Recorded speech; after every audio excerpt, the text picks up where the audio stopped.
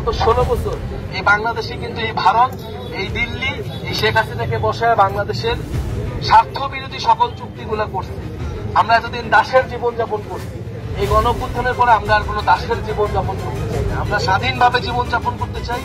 সকল মানুষের মধ্যে একটা সমতা আনতে হবে, মানুষ যাতে তার অধিকারগুলো পায় এবং সবাই যাতে একটা মর্যাদা নিয়ে জীবনযাপন করতে পারে এবং বাংলাদেশকে বুকে ধারণ করে, এই দেশপ্রেমকে বুকে ধারণ করে মানুষের প্রতি দরদ রেখে যে রাজনীতি, আমরা সেই রাজনীতিটা করতে চাই। আমরা হয়তো বয়সে ছোট হইতে পারি, কিন্তু আপনাদের জন্য, দেশের মানুষের জন্য আমাদের আসলে বুক ভরা দরদ আছে, আমাদের সেই সাহস আছে, আমাদের সেই আপোষহীন, আমাদের সেই স্পিরিট আছে।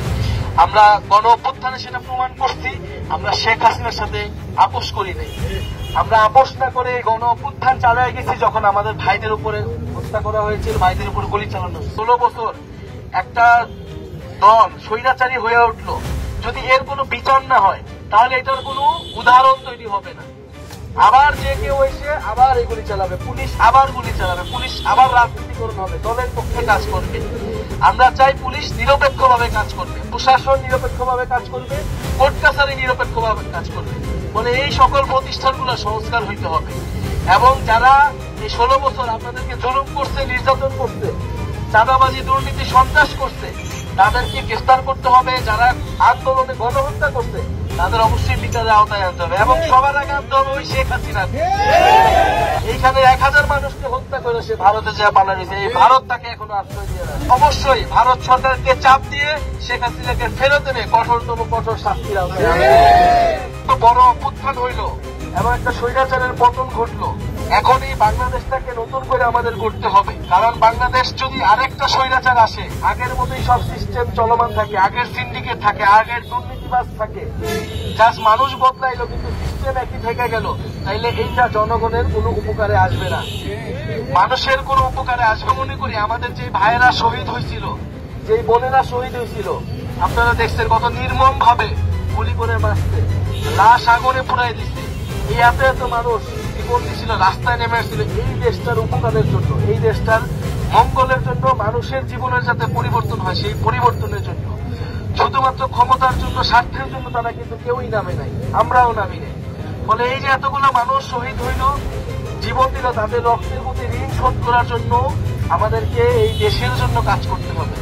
ফলে আমরা একটা নতুন রাজনৈতিক দল গঠন করছি।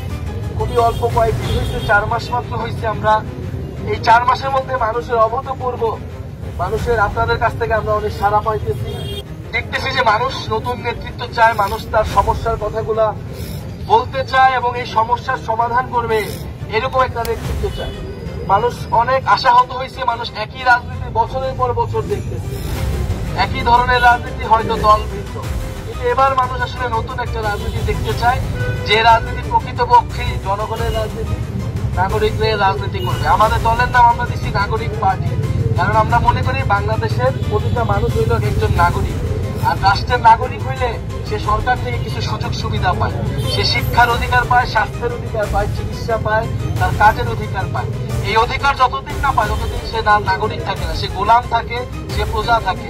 দেশের রাজনীতি আপনারা জানেন, নির্বাচনের কথা বলা হইতেছে, আবার অন্যদিকে সংস্কারের কথাও বলা হইতেছে, আবার আমরা বিচারের কথাও বলতেছি, কারণ আমরা মনে করি সবকিছুরই প্রয়োজন আছে, বিচার, সংস্কার। এবং আমরা আরেকটা কথা বলি, নতুন সংবিধান লাগবে।